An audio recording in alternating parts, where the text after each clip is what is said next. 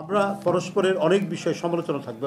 আমি এর আগেও বলেছি, অন্তর্বর্তীকালীন সরকারের নানা কাজ দিয়ে আমরা সমালোচনা করব, আমরা কথা বলবো, কিন্তু তারপরেও ডক্টর ইউনূসকে আমরা ব্যর্থ হতে দেব না। ভারতের মতো একটি গণতান্ত্রিক দেশে এমন নির্লজ্জের মতো ওখানকার মিডিয়া, কিছু সাংবাদিক ওই একই ধরনের বয়ান তৈরি করছেন।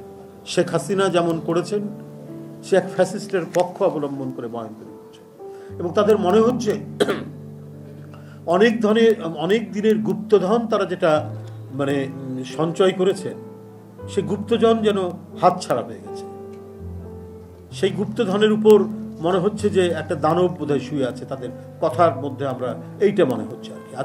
আজকে যে গণতন্ত্রের পথরেখা অনুযায়ী একটা গণতন্ত্রের চর্চা, অনুশীলন এবং একটা গণতান্ত্রিক রাষ্ট্র এবং সমাজের যে বিকাশ হওয়ার সম্ভাবনা যেটা তৈরি হয়েছে, এটা কোনোভাবেই তারা করছেন না, কি বলে, এটা সহ্য করতে পারছেন না।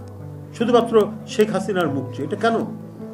এটা একটা গণতান্ত্রিক দেশের কাছ থেকে তো আমরা এটা আশা করতে পারি না। তাদের কেউ খাপছাড়া টাইপের কিছু মানুষ, তারা মিডিয়ার সাথে যুক্ত, বলছেন বাংলাদেশ আর থাকবে না, পার্শ্ববর্তী একটা স্বাধীন দেশ সে থাকবে না। সে কথাটাকে অ্যালাউ করছে কি করে ভারতের নীতি নির্ধারকরা? এবং এই যে শেখ হাসিনার যে বক্তব্য, তাকে আশ্রয় দিয়েছে, ঠিক আছে, সেটা দিতে পারে, কিন্তু তাকে ফ্রি হ্যান্ড দেওয়া, যে সে বলবে বাংলাদেশের বিরুদ্ধে, বাংলাদেশের এখানকার যে পরিবর্তন হয়েছে সেখানে তার মন গড়া কথা বলছে, উস্কানি দিচ্ছে, একটা অরাজকতা তৈরির প্রচেষ্টা চালাচ্ছে, এবং সেটা চালাতে গিয়ে যে প্রতিক্রিয়া হচ্ছে, সেই প্রতিক্রিয়ার আপনার পক্ষে অবস্থান নিচ্ছে ভারতের পলিসি মেকাররা। এটা অদ্ভুত ব্যাপার। আজকে এখানে আপনাদের এখানে আসার সময় দেখলাম একজন ওই কি বলে গাজীপুরের মেয়র, সে তার বক্তব্য সময় টিভিতে দেখাচ্ছে যে আমাদেরকে যদি রাজনীতি করতে না দেওয়া হয়, আমাদের যদি কর্মসূচি পালন করতে না দেওয়া হয়, তাহলে কেউ শান্তিতে থাকতে পারবে না, অর্থাৎ হত্যার হুমকি দিচ্ছে। তো এই সাহসটা কে দিচ্ছে?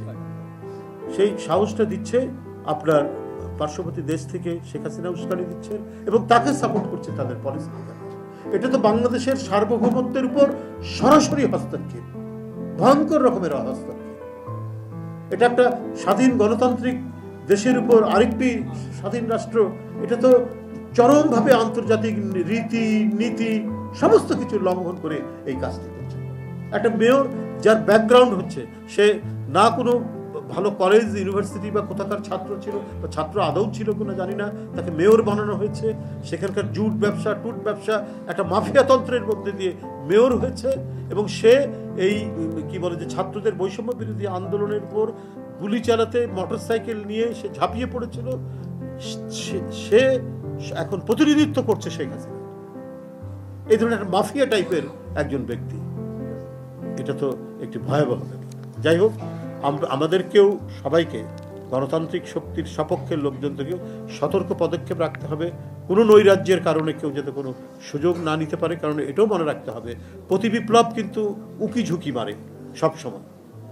এই উকি ঝুঁকি যাতে দিতে না পারে আমাদের কাছে, বিভিন্ন রাষ্ট্রের বিপ্লবের পরবর্তী যে ভুলগুলো, সেটা যেন না হয়, সেটা দেখলে পরে আর কখনোই প্রতি বিপ্লব এখানে হবে না। আমরা গণতন্ত্রের